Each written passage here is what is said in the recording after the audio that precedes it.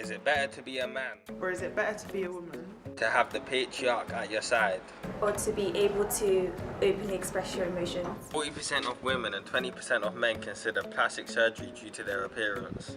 That means we're living in a world whereby people feel unhappy with the way they look.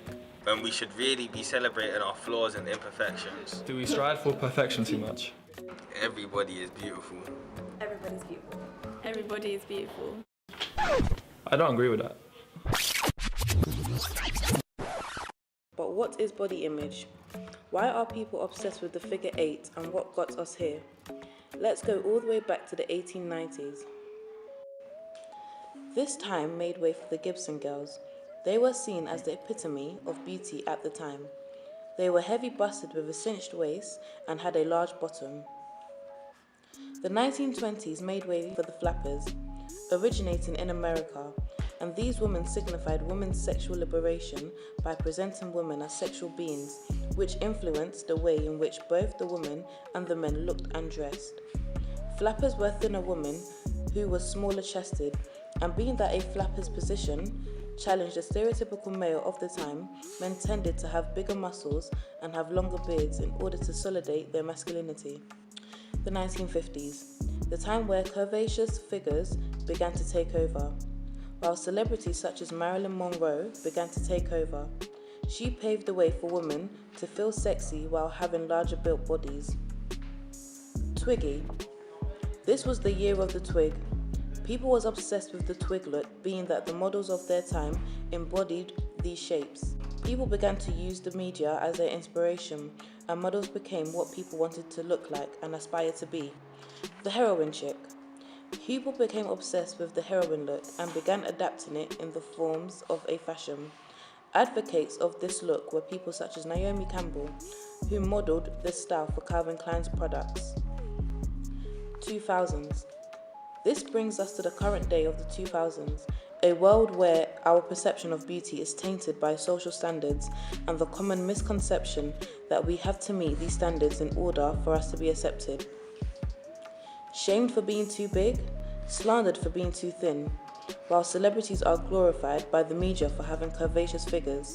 But before we get into the politics of the body image, I took to the streets in order to ask general questions about the pressure of the media and what the expectations of people are. Yeah, I think there's more pressure on females than males because, like, obviously, even though you see males in magazines and stuff, you see more females and how they should look. I think in the past it's mostly been females, but I think now there's a lot more pressure on males to look a certain way, like the whole going gym and having the perfect kind of body, like athletic build. I think, yeah, males are starting to feel more pressured in today's society. Females, because women have to more so comply with what men want of them than men have to comply with what women want of them. There's loads of pressure in social media, that they have to be this certain type of model or to be this certain body, I don't know. Females, I think for boys it's not as intense, but I think it's more intense for females. I feel like girls are more pressured in terms of body image and stuff because it's incorporated into mainstream media, so I feel like we're more inclined to see stuff that tell us how our bodies should be and stuff like that. I then visited Taylor in order to get a deeper understanding of the consequences that people experience for not living up to the expectations and demands, and also her opinion on the depiction of images that people expose them to on a daily basis and what these effects are. In your expert opinion, do you think that images from the media and TV shows have an impact on the way people see themselves? I think they certainly do, and I think the evidence points to that as well. If you look at what happens when Western TV goes to other countries such as China, we see that there is a rise in eating disorders such as anorexia, and this suggests to me that there must be a link between the two of them. We know that lots of girls, even younger girls, 8, 9, 10 years old, are already commenting on the fact that they feel uncomfortable in their own skin. And we've continually had a rise in eating disorders, diets, problems with girls finding fault in the way they look. And I think the media does have a definite part to play in that. Who do you think cares in terms of gender about their appearance, boys or girls, and why? I think actually things have changed quite a lot. It always was girls who had the most criticism placed on them about the way they looked. And I feel like things haven't got better for women, but they've also got worse for men. So instead of improving, things are now pressured for men in terms of how they look, how muscular they are, how chiselled they are, and these things are affecting them too. We've seen a rise in eating disorders in men, in the use of steroids, in the use of the gym, and overall I think it's quite a bleak picture in terms of what it's doing to our young men and women. With cases where people are actually self-conscious about their body and they develop eating disorders such as bulimia and anorexia, what treatments are available for those people? So what organisations? There are lots of places that people can go to for help. The first port of call would normally be your GP. People at school can do that via their teachers or a safeguarding officer. If people are worried about a friend, they should also report it. It can be very difficult to feel like you're telling on someone, but actually these disorders, and in particular anorexia, are really very dangerous. Anorexia actually has the highest fatality out of any mental health disorder, and it causes starvation. And this is a really difficult thing to treat because women are so insistent that they're the wrong size that they will continually fight the system to try and ensure that they can keep losing weight. So you need to ask for help as soon as possible, or ask on behalf of someone that you're worried about. And then you may go to a clinic, you may be put on SSRIs, which are medication that will increase your serotonin level, and you may go through behavioural or cognitive treatment to try and find a solution for you. I then took a detour to hear the Sixth Form Society held within the school, where they discussed body image. This helped me grasp an insight on what their perceptions are. So I may be missing out on a lot of stuff, but at the end of it, I'm not letting myself be brought into this sort of body image that everyone's talking about.